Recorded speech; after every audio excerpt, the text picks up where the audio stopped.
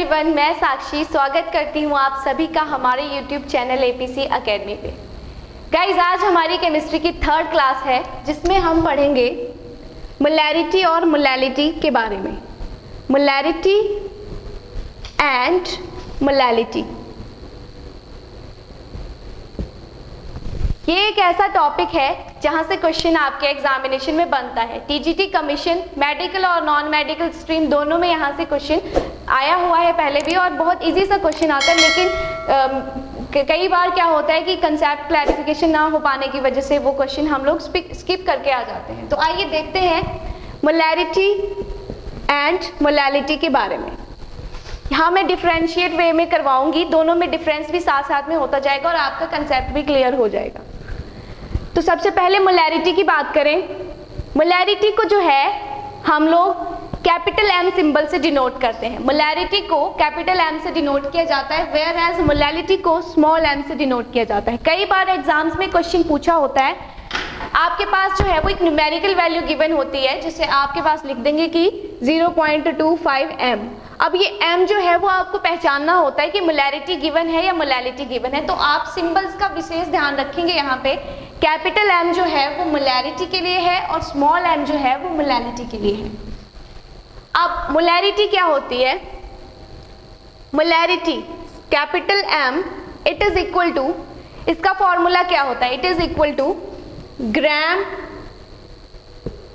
Moles of solute divided by volume of solution in liters। ठीक है, gram moles of solute divided by volume of solution in litres. Molarity और molality दोनों को करने से पहले आपको मोल्स कंसेप्ट की बिल्कुल क्लैरिफिकेशन होनी चाहिए। अगर आपको ये मोल्स कंसेप्ट क्लियर नहीं है तो इसके लिए हम पहले वीडियो बना चुके हैं। सेकंड वाली वीडियो, सेकंड क्लास जो है वो केमिस्ट्री की, वो इसी के ऊपर बनी है। अगर आपने नहीं देखी है तो पहले आप जाके वो देखिए, उसके बाद ये टॉपिक आपको अच्छे से समझ आएगा। तो gram moles of solute divided by volume of solution in litres, ये मोलैरिटी की बात हो गई। और यहाँ पे यूनिट्स के बारे में देख लेते हैं। यूनिट्स जो है, यहाँ पे यूनिट्स हुए ग्राम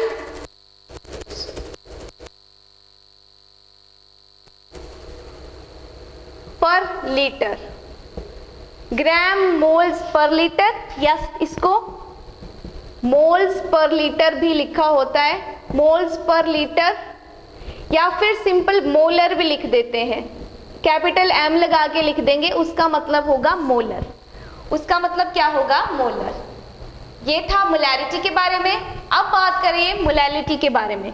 तो molality of a solution is defined as the moles of solute, moles of solute divided by weight of solvent.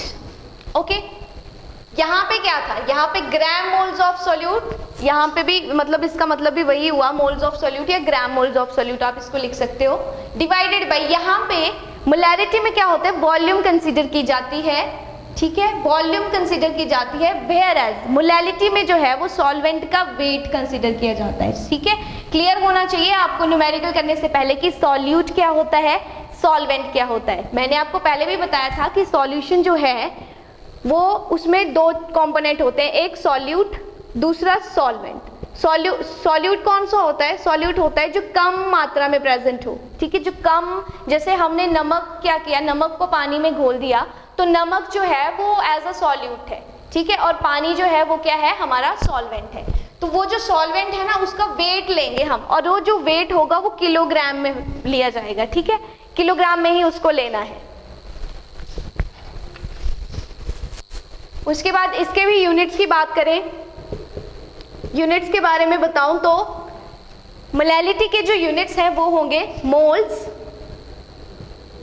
पर किलोग्राम, या फिर सिंपल इसको भी मोलल स्मॉल m से लिख देते हैं। ठीक है, मोलल या स्मॉल m से लिखा होता है। अब इन दोनों के बीच में कई बार क्वेश्चन पूछा जाता है कि मोलैरिटी एंड मोलैलिटी दोनों में से जो है वो बेस्ट यूनिट कौन सा है किसी सॉल्यूशन की कंसंट्रेशन को एक्सप्रेस करने का। तो देखेंगे थोड़ा सा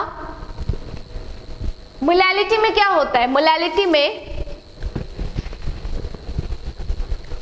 में जो है वॉल्यूम के बारे में बात होती है। Volume of solution is considered in molarity, whereas molality में क्या होता है, मोलैलिटी में weight of solvent is considered. Weight of solvent is considered in case of molality. अब क्या हुआ, जो वॉल्यूम है उस पे टेम्परेचर का फर्क पड़ेगा। टेम्परेचर को आप राइज करोगे तो मोलैरिटी पे क्या फर्क पड़ेगा। जो वॉल्यूम है ना, टेम्परेचर को क्या किया, राइज किया, तो जो वॉल्यूम है वो क्या होगी, डिक्रीज होगी। पानी है आपके पास, पानी है, पानी की वॉल्यूम है, क्या किया उसको आपने, हीट किया, टेम्परेचर राइज हो रहा है, आपने रखा हुआ है, टेम्परेचर राइज हुआ तो पानी जो है वो इवेपोरेट होके उड़ जाएगा। इवेपोरेट होके वो उड़ गया तो उसके बाद में मतलब उसकी जो वॉल्यूम है वो क्या होगी, डिक्रीज हो जाएगी ना। तो मतलब वॉल्यूम जो है वो टेम्परेचर के साथ चेंज होती है। Volume changes with change in temperature, therefore molarity will also change. जब वॉल्यूम चेंज हो रही है तो यहाँ पे इसका फॉर्मूले में ही था कि gram moles of solute divided by volume of solution in litres. अब वॉल्यूम चेंज हो रही है टेम्परेचर के साथ। टेम्परेचर ऐसा तो नहीं है ना कि सेम ही रहेगा हर टाइम, टेम्परेचर राइज हो सकता है, टेम्परेचर कम हो सकता है, तो वॉल्यूम पे फर्क पड़ेगा। तो जैसे जैसे टेम्परेचर चेंज होगा क्या होगा, हमारी जो वॉल्यूम है वो भी चेंज होगी। वॉल्यूम चेंज होगी तो मोलैरिटी की वैल्यू जो है वो भी चेंज होगी। इसलिए जो है molarity changes because volume of solution changes with rise in temperature and therefore molarity also changes, and hence it is not considered a best unit for concentration of liquids.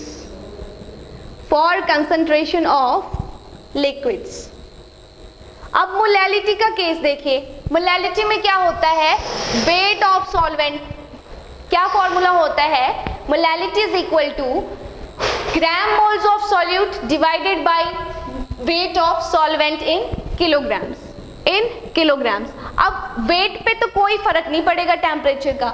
जब wait पे फर्क नहीं पड़ेगा temperature का तो molality की जो value है वो तो सेम ही रहेगी क्योंकि वेट चेंज नहीं हो रहा है। अब इसलिए जो है मोलैलिटी जो है it is considered as a best unit.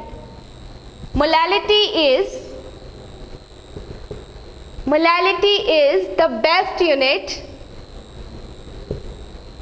Molality is the best unit of concentration for liquids। I hope आपको ये क्लियर हुआ होगा। क्या होता है, मोलैरिटी में वॉल्यूम जो है वो कंसिडर होती है। वॉल्यूम जो है वो टेम्परेचर के साथ में चेंज हो जाती है। अब वॉल्यूम चेंज हो रही है तो मोलैरिटी भी चेंज होगी। व्हेयरएज मोलैलिटी के केस में वेट कंसिडर होता है, वेट ऑफ सॉल्वेंट जो है वो लिया जाता है। अब वेट जो है वो चेंज नहीं हो सकता है टेम्परेचर के साथ, इसलिए मोलैलिटी की जो वैल्यू है वो हर बार सेम ही आएगी। इसलिए मोलैलिटी को जो है वो बेस्ट यूनिट लिया गया है कंसंट्रेशन का। ये था इन दोनों के बारे में थोड़ी सी डिटेल। उसके बाद न्यूमेरिकल्स की बात करें। न्यूमेरिकल्स यहाँ से पूछा जाता है। न्यूमेरिकल की बात करें, जैसे मोलैरिटी के बेसिस पे हम लोग फर्स्ट न्यूमेरिकल ले रहे हैं। Calculate the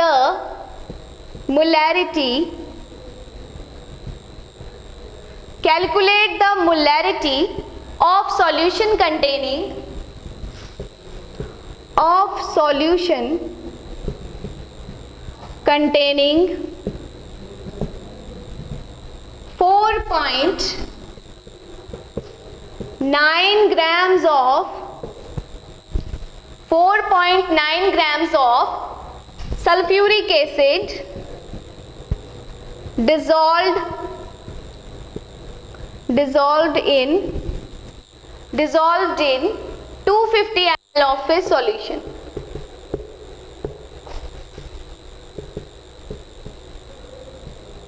Dissolved in 250 ml of a solution. ठीक है, तो ये था हमारा क्वेश्चन। अब इसका आंसर हम लोग निकालेंगे। हमारे से पूछा गया है मोलैरिटी, ठीक है, मोलैरिटी पूछा है तो सबसे पहले मोलैरिटी का आप फॉर्मूला लिख लो।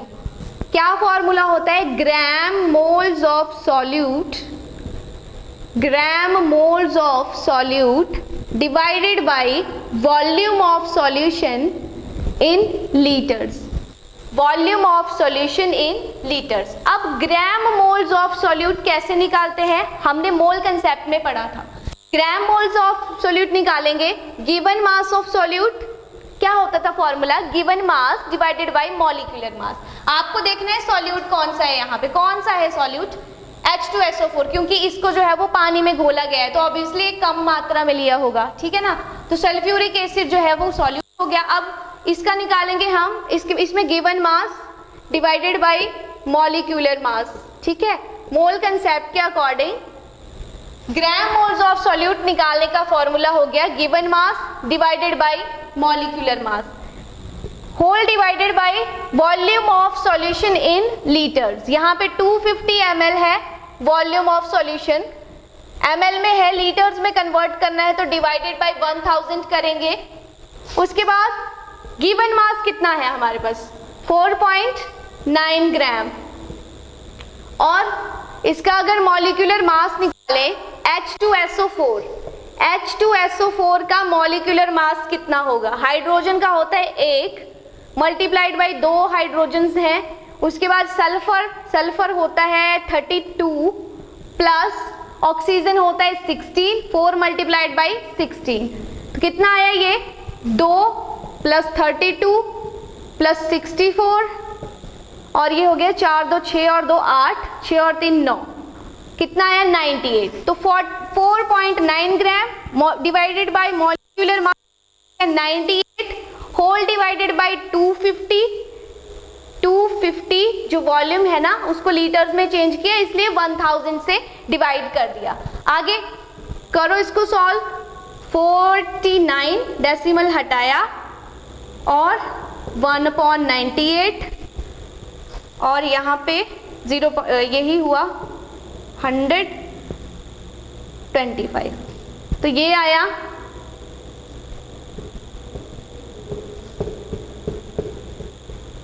1/5 दैट इज 0.2 क्या? मोलर, 0.2 मोलर या 0.2 मोल पर लीटर, मोल पर लीटर, ठीक है। तो ये मोलैरिटी का एक आसान सा न्यूमेरिकल था। क्या किया हमने? ग्राम मोल्स ऑफ सॉल्यूट, जो हमने मोल्स कंसेप्ट वाली वीडियो में पढ़ा था कि नंबर ऑफ मोल्स कैसे निकालते हैं, सॉल्यूट के निकालने हैं यहाँ पे। तो मोल्स ऑफ सॉल्यूट निकाले, फॉर्मूला लगाया given mass divided by molecular mass. Given mass है हमारे पास 4.9 gram, given mass of solute, solute का ले आया है यहाँ पे हमने, सॉल्यूट के बारे में ही यहाँ पे बात होगी। तो गिवन मास, मॉलिक्यूलर मास हमने ये निकाला, ठीक है। उसके बाद वॉल्यूम जो थी वह हमारे पास मिलीलीटर में गिवन थी, उसको हमने 1000 से डिवाइड किया, लीटर्स में कन्वर्ट किया, आगे कैलकुलेट किया और हमारे पास मोलैरिटी की वैल्यू जो है वो आ गई। अब एक न्यूमेरिकल लेंगे मोलैरिटी बेसिस पे, एक अगला जो न्यूमेरिकल है वो मोलैरिटी बेसिस पे। कैलकुलेट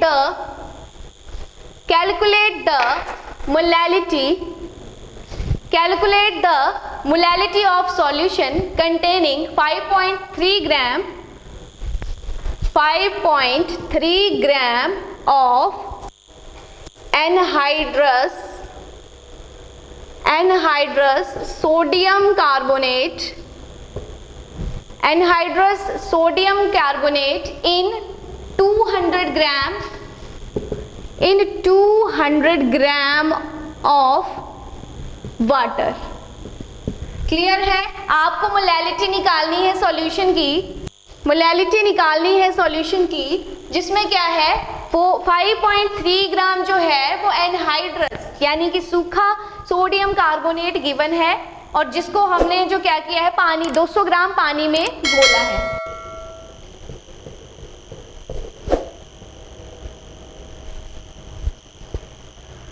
हम लोगों को क्या निकालना है, मोलैलिटी निकालनी है। ठीक है, क्वेश्चन है हमारे पास, मोलैलिटी निकालनी है। फॉर्मूला है molality is equal to gram moles of solute, gram moles of solute divided by weight of solvent in kilograms. तो ग्राम मोल्स ऑफ सॉल्यूट कैसे निकालेंगे, सॉल्यूट देखना है सोडियम कार्बोनेट। सोडियम कार्बोनेट में given mass divided by molecular mass, moles of solute निकालते हैं given mass divided by molecular mass. Given mass है हमारे पास 5.3 ग्राम और मॉलिक्यूलर मास आप इसका निकाल लो। सोडियम कार्बोनेट कितना होगा, सोडियम आता है, सोडियम का होता है 23, 2 सोडियम है, 2 से मल्टीप्लाई करेंगे, कार्बन का 12, ऑक्सीजन का 16 और करो इसको 46 प्लस 12 प्लस 48, 6 2 8 और 8 16, 4 और 1 5 और 1 6 और 4 10, 106। 5.3 divided by 106 divided by wait of solvent in kilogram. Wait of solvent कितना है, 200 ग्राम, 200 ग्राम है ना वेट ऑफ सॉल्वेंट, इसको हमने कन्वर्ट कर देना है किलोग्राम में, तो किलोग्राम में कन्वर्ट करेंगे। 200 ग्राम डिवाइडेड बाई 1000, तो क्या होगा, 2 0 से 2 0 गई, आगे इसको पूरा सॉल्व करेंगे।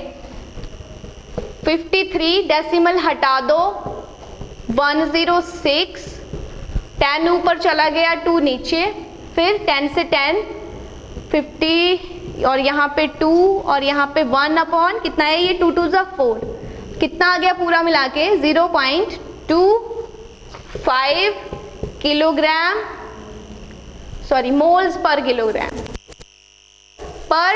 किलोग्राम, मोल पर किलोग्राम, ये यूनिट रहेगा। तो ये थे मोलैरिटी और मोलैलिटी के बेसिस पे कुछ एक न्यूमेरिकल्स। आई होप आपको समझ आए होंगे। अगर आपको वीडियो पसंद आई हो तो इसे लाइक करें, शेयर करें और हमारे चैनल को सब्सक्राइब करें। Thank you.